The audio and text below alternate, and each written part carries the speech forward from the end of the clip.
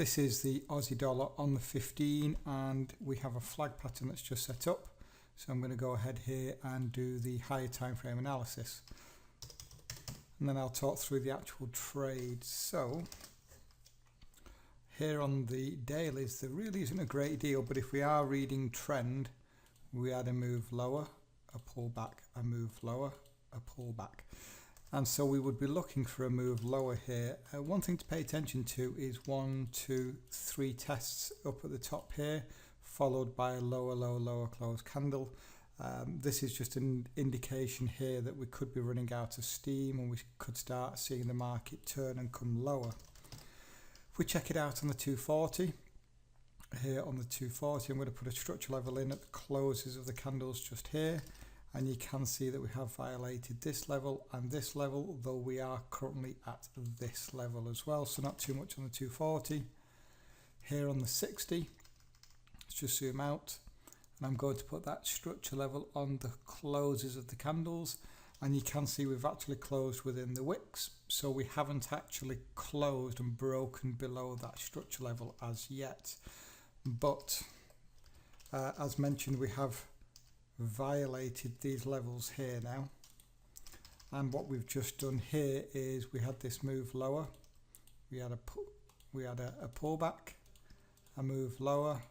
You could look for a trend continuation opportunity just here and look for that continuation lower, or at least a retest as a minimum.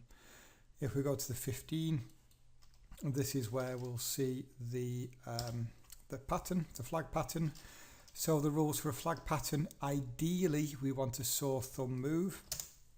We do have it here, you can clearly see the market came up and we had a move like this. So a saw thumb move, it is directional.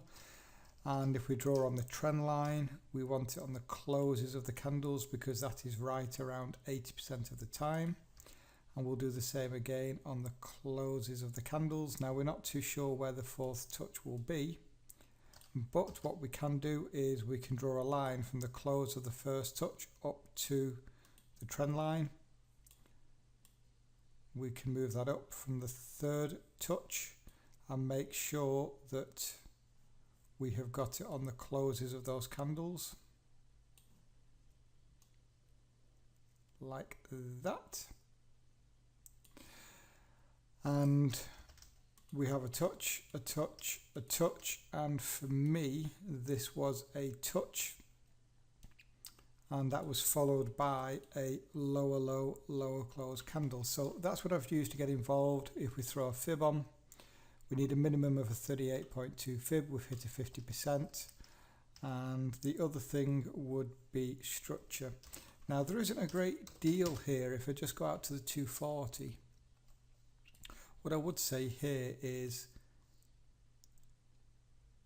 yeah, there isn't really too much.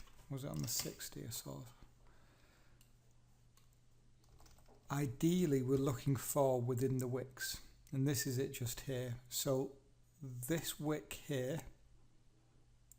anywhere within this zone, I would be looking for the market to come lower. Typically, flags tend to turn within the wicks, particularly of the outside return, and albeit we had the actual lows that came down to here, these two closed within this wick. So this is still valid for me in the wicks. And just go back to the 15. What I've just done then is, because we are in trend here and we do have room to go lower, we have violated two levels of structure, even though we are at another level of structure just here.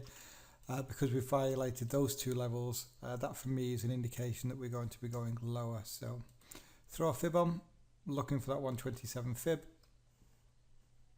Not too sure if I've got this in the right place. I'll double check it.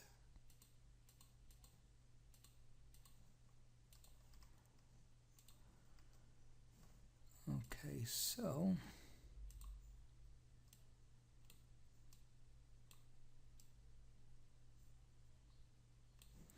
yeah, we're correct there. We are correct there. I want to front run this by 2 pips.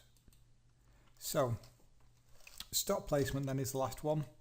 Well, what I've done here is the ATR is only 3. That is way too small of an ATR. So what I've done here is I've giving it 12 pips, I think it was.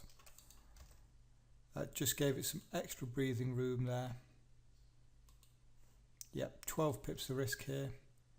And the reward, if we can get down there, is going to be 23. I'm just going to double check my stop placement. Have a look, see if there's any structure levels lying around. Well, it gets me above this level, which I'm happy about. And it doesn't look as though there's any other level there that I want to be above. No, okay. So, risking 12 pips for 23. We're back on the Aussie dollar, and in the night what happened is we'd broken out of the channel.